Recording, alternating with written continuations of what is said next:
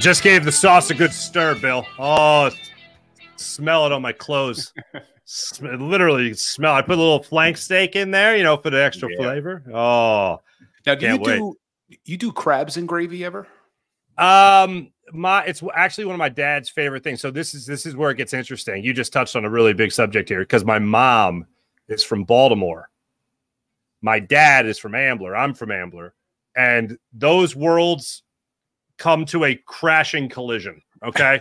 Like my dad, when he went to meet my mom's family, they put crabs on the table and my dad didn't eat anything. And they go, well, what are you doing? And he goes, well, I'm just waiting for the gravy and pasta. And they're like, what are you talking about? So, cause they have the Old Bay all over them. But yeah, it's not my favorite thing, but I do it. I just don't do it in Baltimore where it's just not a very big thing. Are you a big fan of it? Big fan. Yeah. So I'm obviously big Italian family. And what we used to do every summer, and we've gotten away from it, is we would take a big crabbing trip. All of us, there'd be like 30, 40 of us. We would catch hundreds of crabs. It'd be awesome. Then we'd have the assembly line cleaning them in my grandmom's garage. And then my grandmother would make the crab gravy for the following weekend. And I mean, I could sit there with a bowl of the gravy and a loaf of Italian bread and just dip it like it was soup, man. I love that crab gravy. That is fantastic. So my wife and I recently moved into a new neighborhood. In January, we moved. And my neighbor, who, you know, we're just getting to know, comes over like the first month we're here. Actually, maybe 2 months later, and he gives me like a dozen crabs, like live crabs, and I'm like, "What the hell?" And he's like, "Oh, I like to go crabbing, and I like to share the wealth." And I'm like, "Share away, my friend, share away." Yeah. So before we go away, I'll be delivering some brajol over there as well. So you know, we keep it going. You know, it's a back and forth. You know how I like it. I need a member like that, man. Yeah, really. You ain't kidding, man. Also. I do want to say that I don't know what anybody else is doing in our chat here. By the way, yes, Big Sills is off today. Needed a day running around with the family for the holiday weekend. So you got Bill and I here filling in on the National Football Show. But later tonight, Bill, I'm going to be hitting up Fairmount, my old neighborhood, because the Eagles are having a Kelly Green pep rally just outside the penitentiary. I know Brandon Graham will be there. I'm going to swing by. I'm going to do a little Farzy in the Field segment, interview some fans, do a little package for tomorrow morning's Farzy show, and see if anybody else wants to run it during the day on right here on the JAKIB Media YouTube channel. But I'll be headed down there. I have not been around a bevy of Eagles fan, you know, COVID and all that stuff. It's been rough. But, you know, last year I was at Ocean Casino during the pregame show. And then, of course, I scurry home to make sure that I catch the game in time. This year I'll be doing pre-post. You and I will be doing halftime for JAKIB Media from Ocean's Casino. Excited so I look forward. Yep. I'm pumped to do that. But I'm not around the fans like I used to be. So I'll be down there tonight in Fairmount. So if anyone's there, you see me running around, please say hi, and maybe we'll get you in on the bit to talk about your bold predictions for the upcoming NFL season and your Philadelphia Eagles as well. That's what I look forward to, Bill. That is awesome. I wish I was making my way down there. I'm a former Fairmount guy too, Farzy. 20th and Green. I was at 27th and Brown. Nice, yeah. Look at that. Love that. It is great. And I spent 20 years. I spent my adult life pretty much in Fairmount. I love that neighborhood. Moved out for a minute, came right back as soon as I could. It was fantastic. Absolutely love that neighborhood. But speaking of predictions for the upcoming season, we've talked a lot about some great things going on with the Philadelphia Eagles this year and some great things to expect. And, you know, it could all blow up in our faces. I don't expect it to, but it could. If it does, like our friend Jimmy Kempski for Philly Voice does these pieces during the offseason, like why your team will be a complete dumpster fire. And then he also does why your team's going to win a Super Bowl. So I think we know why the Eagles could win a Super Bowl. But why would the Eagles be a complete dumpster fire this year, Bill? On the other side, now you and I just want to say it one more time for those that hadn't heard it yet. We think the Eagles are going to win the division. You think the Eagles are going to win the division, correct? I do. As do I. But let's just go to a parallel universe here for a second. And why would the Eagles possibly be a dumpster fire? What would make the Eagles, and we're not going to predict injuries because we're not putting that into the world. We're talking about things when it comes to play calling, overall performance. We're not talking about injuries. But when you talk about this Philadelphia Eagles team, if this is going to be a dumpster fire, There's two reasons that jump out to me as to why it's going to be a dumpster fire, Bill. Well, let me ask you, though, Farzy, when you say dumpster fire, are we talking about a losing record or just not winning the NFC East? Oh, I'm talking about a losing record. I'm talking about this Eagles team is nothing compared to what they were last year. They don't win the division. They maybe get a wild card, but it's a reason this team is going to be a shell of what we're expecting them to be in the upcoming season. So I can't imagine that they are a quote-unquote dumpster fire absent injuries. I can't imagine that this team, with the talent that they have, are not going to win a lot of games. Now, with that being said, the way that they maybe don't win the NFC East and don't make it far into the playoffs would be on the defensive side of the ball. Is the linebacker position bigger questions than we're talking about? Is the safety position going to be a problem? Is Sean Desai the right guy? Now, I know Jonathan Gannon is a polarizing figure in this town. I wasn't a huge fan of his, but I don't think he was as bad as a lot of people said he was. I didn't like the style of play. It came back to haunt us in the Super Bowl when we saw good quarterbacks, how they could just pick apart his defense. But is Sean Desai worse than Jonathan Gannon? And are these linebackers and these safeties a problem? That's the way I could see potentially the Eagles not winning enough games to win the division or potentially losing in round one of the playoffs, wild card. You hit on one of mine, Sean Desai. Absolutely. I think the two biggest question marks going into this season, one is named Sean Desai and the other is named Brian Johnson. I know that he babysat Jalen Hurts, and I know he's known Jalen Hurts forever. He's known Jalen Hurts before Jalen Hurts knew Jalen Hurts and all this other stuff. I don't care. I need to see them calling plays. I need to see them being put in a great position by their offensive coordinator, because this is a guy that hasn't called plays since college. All right? That's a concern for me. Is it an overwhelming concern? No, but if I am looking as for a reason why this team is not going to be nearly as successful as I really am expecting to be, it's because, one, their offensive coordinator isn't anywhere as good as Shane Steichen was. I don't want play calling to have to go back to Nick Sirianni, because Nick wasn't very good at it. And I think Nick Sirianni not being good at play calling is more so the reason that Shane Steichen was the play caller, and more so the reason certainly as to why Brian Johnson is now the play caller. It's not because they're so great. It's that maybe Nick isn't that good at it, and he's much better at being that CEO type of head coach where he has his hands off and he delegates. Game planning the whole week, great. Game planning day of, not so great. The other reason is Sean Desai. I think your coordinators are the biggest question marks going into this. Again, you're talking about, so we look at the safety position right now with this Philadelphia Eagles team, and we look at a guy like Reed Blankenship, and then we could be looking at Sidney Brown. And that's what a lot of us want. That's what I want. But if you did that, that's a guy that has 1 year under his belt of being a starting safety in the NFL and a rookie. So now you have a guy that has 1 year of being a defensive coordinator under his belt in Sean Desai, and you have a guy who has never been an offensive coordinator or play caller in the NFL. He's coming off being a quarterback's coach, hasn't called plays since he was in college.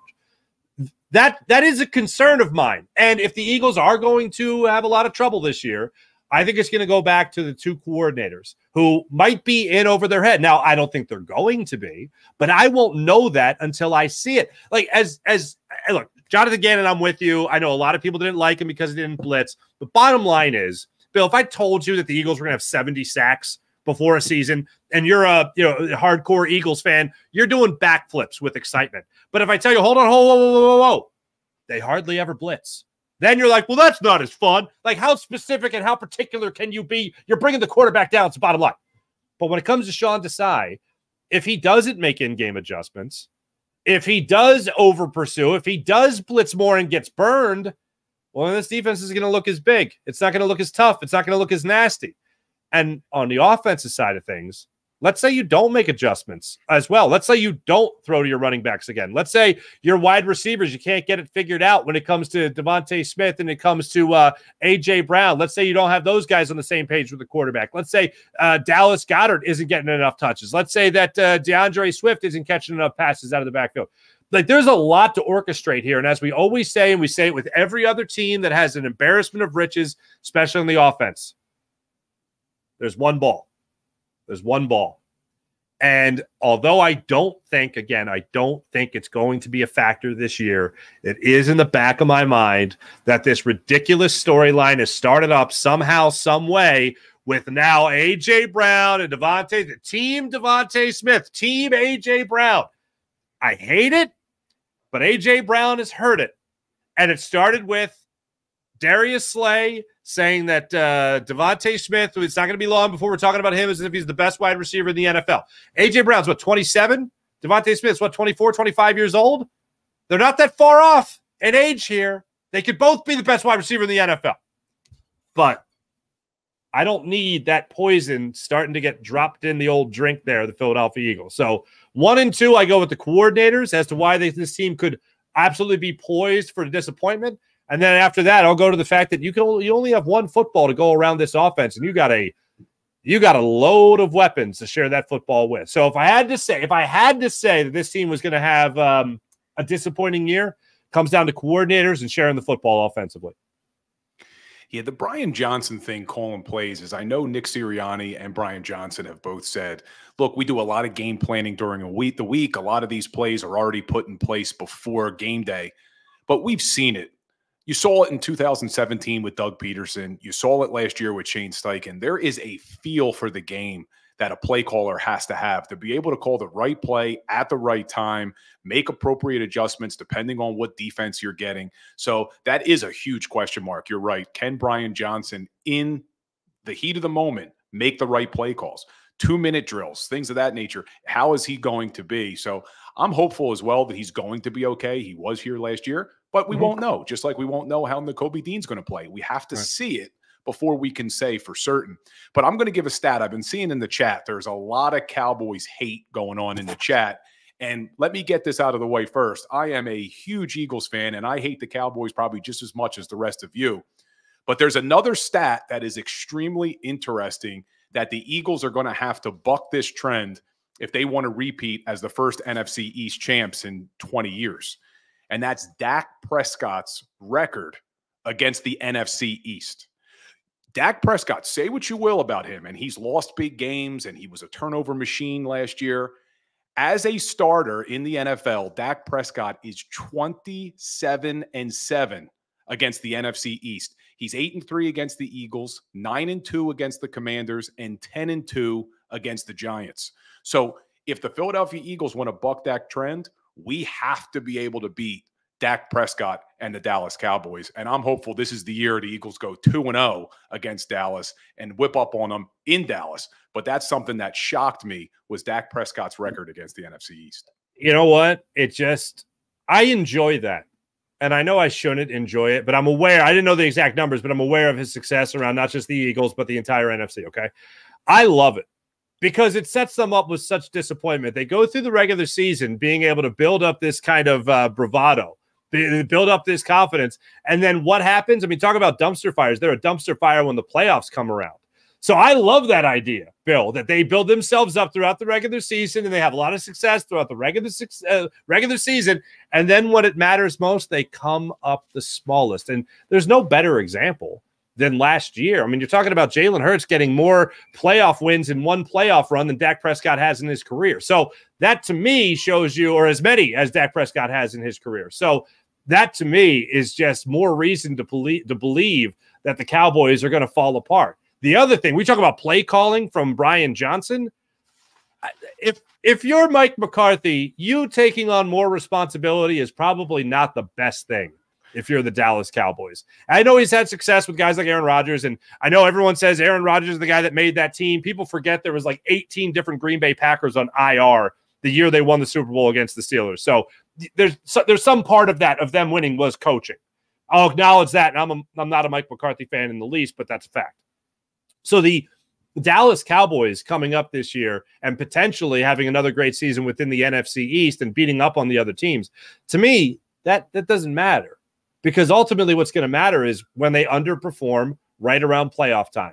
And I love when they build up their hopes only to have their hopes and dreams burned by the time playoff season runs around.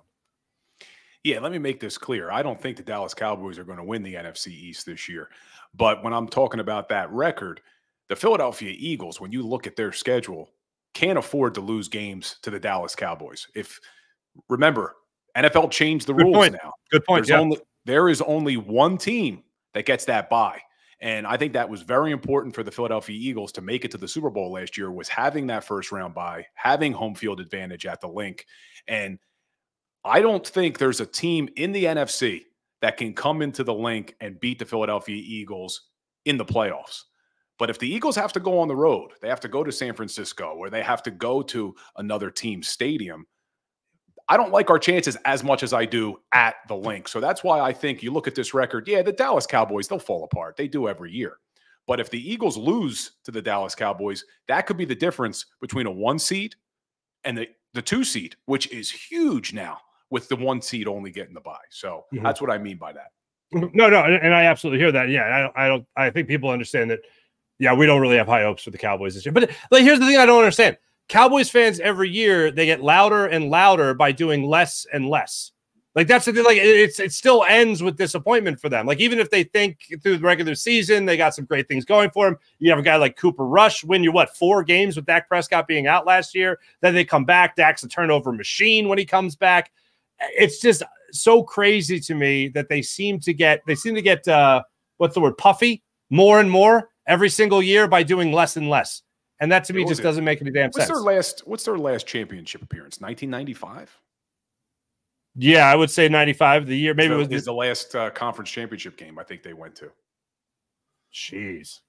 So, yeah, that's pretty horrifying. That's pretty horrifying. And yet they still get loud. They still get loud. You know what? It's funny. They don't really feel themselves either. If they did, they'd at least come back down to earth and be realists. Cowboys fans should be humble when you think about it, because they don't have a lot to brag about. Not within the last 2.5 decades. Funny how that works.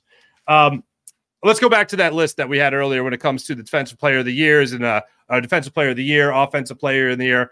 And this is on the note of guys like guys from the Dallas Cowboys.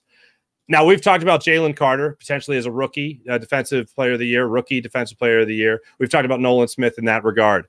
When it comes to other guys that could potentially be defensive players of the year from the Philadelphia Eagles, not a lot of guys jump out to you other than Haason Reddick. Haason Reddick should have gotten a lot more consideration than he got last year. And wouldn't you know it, not even on the list this year, Bill, as voted by NFL.com and the experts there. Micah Parsons is the #1 man voted for Defensive Player of the Year. After that, it's TJ Watt, it's Myles Garrett, it's Nick Bosa. Sauce Gardner is on this list. Roquan Smith and Patrick Surtain, the second, is on this list. Again, slighted Bill. Haason Reddick, your thoughts? I don't understand why Reddick doesn't get more respect nationally as a great defensive player. And I've had people say to me, because I've done videos about this on my Instagram, oh, well, he's only done it last year. That's not true. He is the first player in NFL history to have double-digit sacks for 3 different teams, 3 straight seasons. But yet the guy continues to not get the respect nationally. The only thing I could think of is, yeah, his first couple years in the league were a disappointment. He was a very high draft pick coming out of Temple, and he did not live up to that draft pick early. But he certainly has the last 3 years, and you saw it last year. It's not all about numbers. We've talked about that before when we were talking about quarterbacks. It's not all about numbers. You look at what Haason Reddick did to opposing offenses, and he was so disruptive last year. I don't understand it. Look, is he going to win Defensive Player of the Year? I don't know. But should he be in the conversation for it? Absolutely. Then that's what I don't understand, how these guys do not give him the respect nationally. But, hey, look, let's hope he proves everybody wrong again. With that defensive line, he certainly can put up double-digit sacks for the 4th straight season. Yeah, okay, so on that point, we talk about success with the Cardinals. We talk about success with the Panthers. We talk about success with the Eagles. People look at that because he's done it with 3 different teams as if that's a detriment, like that's against him. The fact that he has had different defensive coordinators, the fact that he's been in different schemes, but been able to maintain that same level of success, if not take it further like he did last year with the Eagles, that's amazing to me. And to not get the type of respect that he at least deserves by being in that conversation, Bill, is ridiculous. Now, you're going to be looking at a guy like Nolan Smith being in that edge rusher position, similar to he is. You're going to be looking at defensive line, as you pointed out, that the Eagles have put together this year with Jalen Carter and Fletcher Cox in the middle of that defensive line. You're going to be able to have guys mixed in there with Brandon Graham and Josh Sweat. And still, is it like the only thing that makes sense to me? I mean, in all honesty, it's still just bottom line doesn't make sense that he's not in the conversation. But if you're really trying to explain it, is it similar to the way we talk about the Eagles offense, like where there's only one ball and everybody is helping everybody and everyone can have success, but you have a guy like Devontae Smith helping out A.J. Brown, same vice versa, and Jalen Hurts is your MVP caliber quarterback? Is it the fact that the Eagles defense is so versatile that people don't look at Haason Reddick like, oh, it's not him, it's the team, to use Micah Parsons' line from a year ago? Because to me, I think that totally downplays the impact Haason Reddick has on the rest of that defense and the guys that are actually trying to get into the backfield. Yeah, I don't know if that's the case because there's other teams. I mean, you look at the San Francisco 49ers, and Nick Bosa is an absolute stud, but they have a lot of great players on their defense as well, and he still gets respected, as he should. Nick Bosa is one of the best defensive players in the league. I just don't understand the Haason Reddick hate, but I really think if you look at the stats, and I just pulled them up again, I really think the reason Reddick doesn't get the respect is if you look at his first 3 seasons in the league, his rookie year, 2.5 sacks, sophomore year, 4 sacks, his third year in the league, 1 sack. So I think a lot of experts still look at those 3 seasons and think, oh, this guy was a first-round bust. And he bounced back, 12.5 sacks in Arizona the year after, 11 sacks in Carolina, and then puts up 16 sacks last year. So just like we were talking about Jalen Hurts, maybe what he needs to do is do it again. Maybe if Haason Reddick does it for the 4th straight year, he'll finally get respected. I swear, I'm not even kidding with you, Bill. I had that same thought. I was like, you know, Jalen Hurts needs to do it again. And a 4th year, like how many times does he have to be like knocking on the door at the Hall of Fame to get any kind of respect whatsoever? Because he's talking about years down the line for a guy like him. Yeah. 3 years in a row for 3 different teams is pretty damn special. That means wherever you go, you're having success. And not just like mild. He's not coming away with 8 sacks here. It's double-digit sacks. It's a guy that should be without a doubt, defensive player. Does he need to force fumbles and score touchdowns to really get people's attention? Because it's been long enough. It's been 3 straight years. To do it a 4th year, I mean, that would be unbelievable. But he's done it enough. Tone just reminded me as well. Another 3.5 sacks in the playoffs. I mean, the guy did it in the playoffs as well. And I know, look, the haters will say he didn't do it in the Super Bowl and all that. But they had to change the rule in the NFL with regard to a 3rd quarterback because of what Haason Reddick did to the San Francisco 49ers. That's right. So, and Tone's hitting us with stats here. Reddick also led the league in 3rd down sacks in 2022 and forced fumbles. Still doesn't get respected. I don't understand it. But here's the other part. So obviously those are clutch plays right there. Tone's also saying that because he plays for the Eagles, that's why he doesn't get the respect. But then let's look at it like this. So if he does it for a 4th year, okay, it might only be 3 teams, but that's 4 different defensive coordinators. Yeah. What more do you need? It's beyond frustrating. And on a side note here too, let's hope Haason Reddick is healthy. I know he's battling that thumb injury coming into camp this year, or coming out of camp, I should say. Yeah. And we talked about A.J. Brown and Devontae Smith and potentially being some drama there. I'm hoping the whole contract situation with Haason Reddick doesn't rear its ugly head until the offseason, because he wants a new deal. Severely underpaid when you look at what the other edge rushers in the league are getting. Sure. The thing that is interesting about that, I know some Eagles fans took issue with reporters bringing it up. It was Haason Reddick that actually brought up the idea of being underpaid and brought up his contract first. And then was it Jeff McClain or Dave Zingaro, I think, that followed up on the question or on the statement saying, well, hold on, you brought up your contract. That's worth exploring there. So, yeah, hopefully he does get a new deal. Hopefully he's around here for at least a couple more years and continues to be an impact player, which I think he can be. But, yeah, I think if he starts being that bigger money guy, then maybe the rest of the league will take a little bit more notice as far as getting more attention for Defensive Player of the Year rankings. But yeah, that's something that I think he'd like to see, a deal done and better recognition from around the league as well. I remember talking to guys that struggled to even make Pro Bowls. And you could say some of this is sour grapes, but I remember talking to a handful of Eagles that were Pro Bowl caliber, but not Pro Bowl players. And one of the things that they talked about how is if they weren't big money guys, they didn't really get a lot of that recognition. If they were first-round picks, early first-round picks, and young, then they would get recognition. But if they were in the league 3, 4, maybe 5 years, and they weren't getting the big money, then forget about Defensive Player of the Year consideration. They're lucky to get even Pro Bowl consideration at that point. Now, again, some of that could be sour grapes with some guys not getting enough playing time or enough money. But when you look at a guy like Haason Reddick, I think he's been around long enough. And he's had the success for long enough. I guess what else could it be when it comes to the money portion of it? Because teams do want to promote their players. They want to promote them to Pro Bowl standing. They want to give them more reps and all that stuff, and they want to pay them. So for me, it kind of makes sense when you talk about some of these guys that aren't getting that top dollar just yet and not getting that national recognition that they should be getting. Yeah, well, sometimes it's a popularity contest too. We know that. Sure. The names that everybody knows and all that good stuff. But we will see. I mean, we were talking about Philadelphia Eagles not getting recognition. For the Defensive Rookie of the Year, though, they are. We have 2 defensive linemen on the list of the NFL's predictions for potentially the Defensive Rookie of the Year, and they come in number 1.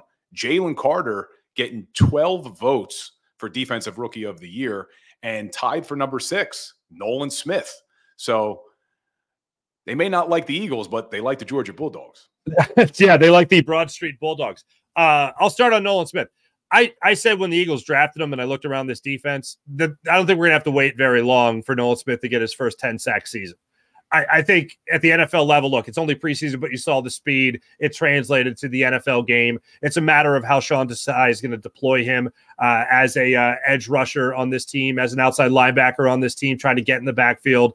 I think the speed is there. The wingspan is certainly there for him. I think the mentality is perfect for him. People talk about him as mini Haason. He's certainly that. He's got a very similar build to him. I know the easy comparisons are Brandon Graham's personality with Haason Reddick's type of skill set. I just think the Eagles have a real winner in Nolan Smith. And like we were talking about earlier, when it comes to the sexy numbers and the splash plays and the sacks, that's a guy like Nolan Smith that I think fits that bill very well. When you look at Jalen Carter, the number 1 guy, as you mentioned, out there, people are looking at that power. People are looking at the fact that he fell to the Eagles in the draft, and if he didn't have the off-the-field issues, he might have even been the number 1 pick in the draft. Most likely, that to me speaks volumes for what this guy can do. And then above any analyst, above anybody, as you talked about earlier, Bill, from NFL.com ranking these players, I listen to the veterans on this team, when it's Fletcher Cox, whether it's Jason Kelce, whether it's Dallas Goedert, whoever it might be, Lane Johnson, they're talking about Jalen Carter like he is a unicorn. Like this guy is a force to be reckoned with when you talk about speed, you talk about quickness, you talk about power and strength. He has it all on the interior of this defensive line. Him and Fletcher Cox, I think, are going to be bulldozing offensive lines this season. Where, yes, we're going to be talking a lot about the edge rushers, but man, when we watch games, I think we're going to see a tremendous push up the middle from what the interior defensive line can do and what kind of break that's also going to give the guys on the edge as well. Yeah, and you and I talked a little bit about this on the post-game show after the final preseason game. Could Jalen Carter set the Philadelphia Eagle rookie record for most sacks in a season? You have to go back to 2000, where Corey Simon had 9.5 sacks from that defensive tackle position. He's going to have an extra game to do it. I could see Jalen Carter getting double-digit sacks from that defensive tackle position if he's everything that these veterans are saying that he is. Well, see that. So that goes back to a guy like Javon Hargrave, who got double-digit sacks, right? So now if you are upgrading that position with a guy like Jalen Carter, and he's got the quickness and he's got the strength, then why not?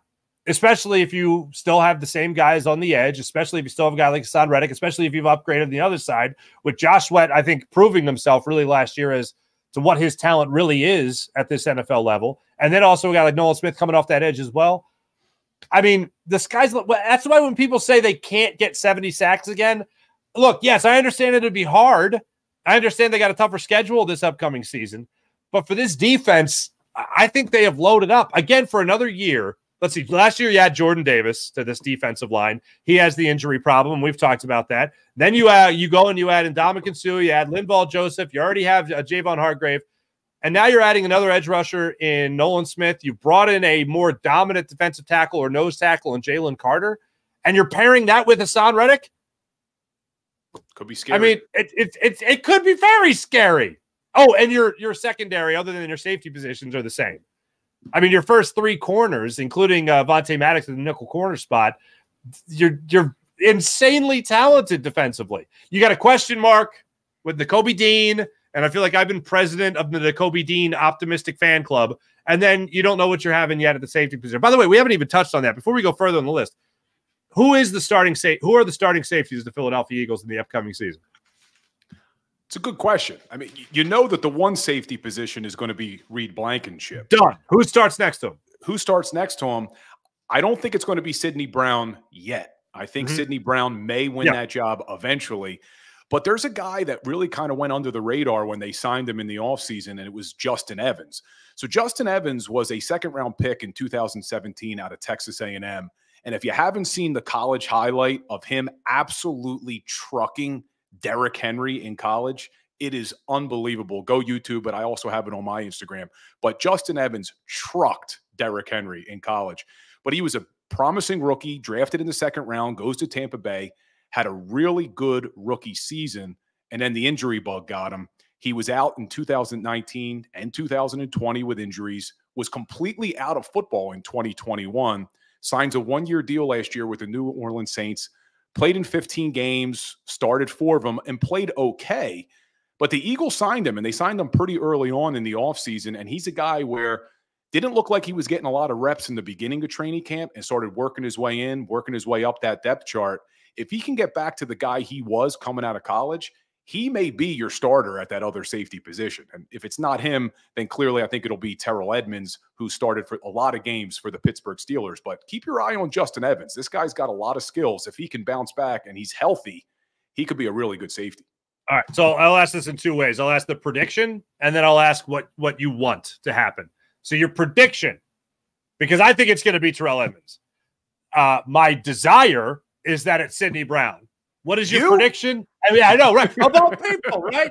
I mean, I think the startup costs are a real thing. I just want to see him out there. Let him make mistakes. Like, here's the thing I hate about the idea of not starting Sidney Brown. God forbid you coach somebody up. Oh, my God. God forbid you let somebody go out there, make a couple of mistakes, and you can actually coach him up and he can learn. And then maybe by week 3, week 4, he's got his feet wet enough to the point where he can really help out this defense. The other thing is, if you're a safety, you don't got to be necessarily the deepest man on the field. You don't have to be overly aggressive. You can try to tame that a little bit with Sidney Brown because you have guys up front that can get to the quarterback, and you have guys up front that can make a mistake. So I feel like your safeties and even your corners to a degree are going to have a little bit of a not a learning curve, but have a little bit of leeway here considering the pass rush you're going to be able to generate even without blitzing. Again, without blitzing, like last year, like under Jonathan Gannon. You might see a little bit more blitzing, but even more similar to that. But my desire is Sidney Brown. My prediction is going to be Terrell Edmonds. Yeah, I could see the argument, like you're saying, getting Sidney Brown in early because you look at this schedule, they don't really play a good quarterback. Well, Kirk Cousins is a decent quarterback, but they don't really play an upper echelon quarterback until week 5. So you could put Sidney Brown in there. He's got Mac Jones week 1, Kirk Cousins week 2, Baker Mayfield week 3, Sam Howell week 4. So you could talk about those startup costs, getting him some play. And I think they will. So when we're talking about the quote-unquote starter, I think it'll be Terrell Edmonds or Justin Evans. But I do think Sidney Brown is going to get some playing time in these games, trying to get him up to speed. He's certainly going to play special teams. We know that. But is he also going to get on the field on the defensive side of the ball? And I think he will. I do think before the season is over, Sidney Brown and Reed Blankenship will be your starting safeties. Okay. All right. Look, we got our final segment coming up. We went long on that first one. We were just getting into the football and the Eagles and all that stuff. Defensive Rookie of the Year, we touched on that. We'll get into Comeback Player of the Year. We'll get into Coach of the Year, where Nick Sirianni ranks and all of that. Spoiler, I think some people are going to be disappointed. We'll get into that conversation. We'll make some predictions about the AFC as well. We'll get to some of your comments in the chat coming up in a minute. That's Bill Colarulo. I'm Mark Farzetta. We're in for Dan Cilio, who has the day off. We'll be back in a minute here on the JAKIB Media YouTube channel.